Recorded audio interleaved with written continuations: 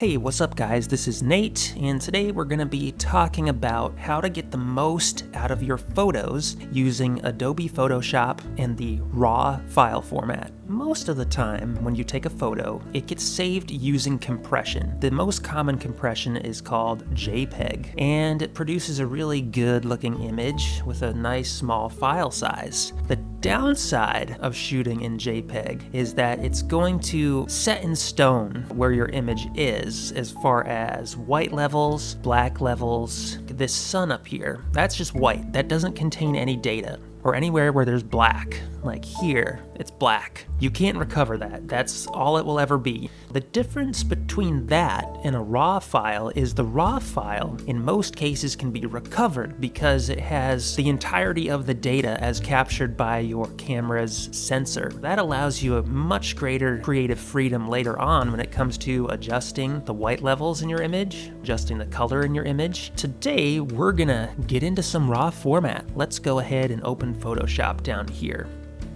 So here's some photos from Hatch or Pass. This one in particular, I've got two images here. One's a JPEG, which is this, and then we have one shot in RAW right here. So we're gonna go ahead and open the RAW file.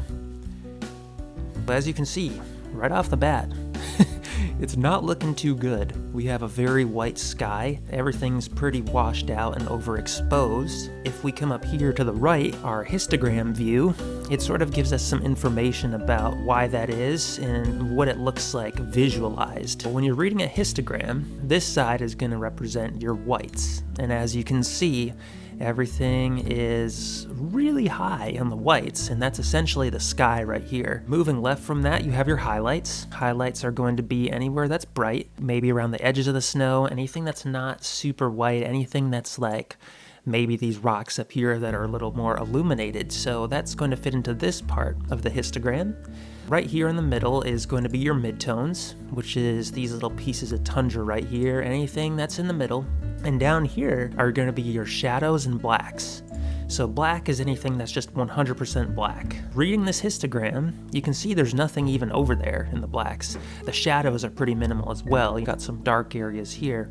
Using the power of RAW, we can really bring this back from where it is. First step will be to kind of get everything a little bit more in the middle versus being jammed way up here in the whites. First thing I'm gonna do is come over here to my little exposure slider, and I'm gonna turn that down until we get everything, notice how everything's moving, till we get everything unjammed from the white end of things. Now we kind of got everything a little bit more in the middle.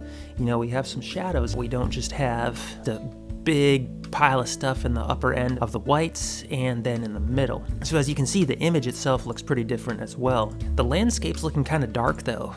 Well, next thing I'm gonna do here is I'm going to make these shadows a little bit brighter. I'm gonna take the shadow slider, I'm gonna slide it to the right. As I do that, this landscape becomes a little brighter, and the histogram is also changing. You can see the shadows moving towards the middle. Boom, right here. We got those shadows kind of more in the middle now. Let's take a look. You know, we're still kind of washed out. We've defined the sky a little bit more. We're not all the way jammed into the whites, but we're still a little bit washed out. A way we can help that is we can take the highlights slider, we can move that to the left. And what that does is all those brighter areas, it kind of darkens them down more towards the middle. Something we can also do in order to help define a little bit more is the new version of Photoshop has this cool tool down here called dehaze. Dehazing is kind of like a mid-tone adjust. It changes this middle area here and it makes it a little bit darker. Essentially, the thought is if there was like, say, fog or smoke between you and your subject, it helps to kind of give the effect of getting rid of that. So let's go ahead and let's turn this up a little bit. Let's put it like all the way up. Okay, now that's looking, you know, a little bit better. Everything's a little bit more defined. The clouds are really well defined. It's still looking a little dark to me though. What we can do in this scenario is we can create an adjustment brush. If there's one specific area of the image that we want to change without changing the sky, we can go ahead and basically paint over it with a mask, which is going to change only this area. We're just gonna start painting.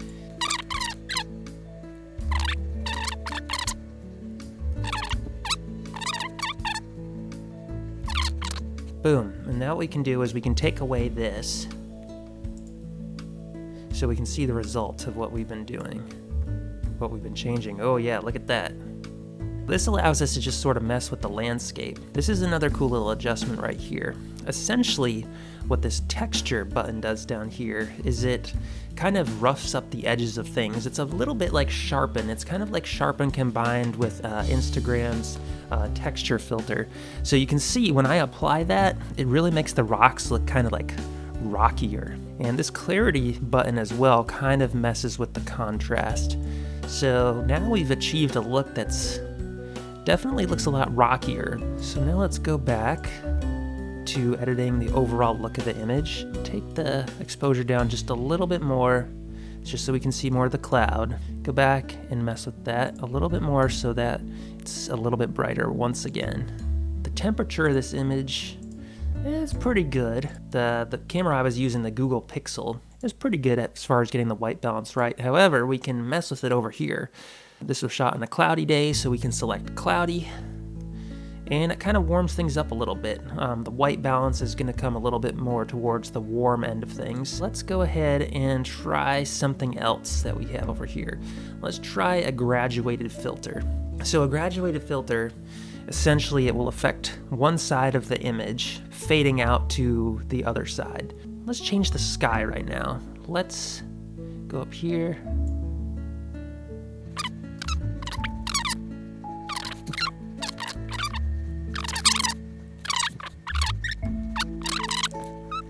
There we go. I'd say that that's looking pretty nice and dramatic. We got a nice contrast between the mountain and the sky there. We got a couple like little dark areas, but I think at this point it's sort of more of a matter of taste. Like how many darks, how many whites do you want in the image? Do you want everything to be perfectly exposed and flatter? Or do you want there to be more contrast and, you know, more darks, more lights? From this point, we can do a couple different things to sort of finish up the image. You could add some more vibrance and saturation if you're one of those people that wants everything like nice and bright and saturated. One more thing we can do if we want, we can change the highlight tones to be a different shade. So let's maybe pick something a little blue. And then for the shadows, we can pick something a little more red if we wanted. So maybe something a little like that. Maybe let's make it a little more subtle. Ooh. You know, I think that that's looking quite nice right now. Let's do a little comparison. What did it look like beforehand? Oh my gosh. And then here it is after the editing. We're good to open it now. We're finally ready to save it as a JPEG. You know, we've done the editing we need to do, and now we can export it into a format that is going to be visible to other people and not going to take up a ton of room. When we're exporting, one of the main things you want to make sure of is that you're choosing an appropriate color space. Essentially, color space tells the monitor and the computer how to display the photo. We want to make sure for the best representation of the editing you've done, you want to interpret it as sRGB. sRGB is the standard for everything, and it will look the same across pretty much whatever computer. So we're ready. That's looking great. We can either crop it here, do whatever we want to do, but for the purposes of this video, I'm just gonna go ahead and save it. We'll call it lower 2. You can pick your compression settings here. We'll just leave the quality at 10. So just for sake of comparison, let's see how big this file is compared to the raw file. So this is 5.41 megabytes, and then the raw file is 13.2. I think we're at a finished product here. It's maybe a little bit stylized for some people, but that's a decision that you can make as you're editing. You can stylize, or you can leave it looking more natural. I think I also did a version that looks a little more natural here, versus the more stylized version that I just created. Hope that gives you guys some idea of the power that Photoshop and raw images have. If your phone or camera or drone is capable of capturing a raw image, I definitely would suggest checking it out and seeing what sort of cool changes you can make to your photos. Until next time, this is Nate, and I will see y'all around.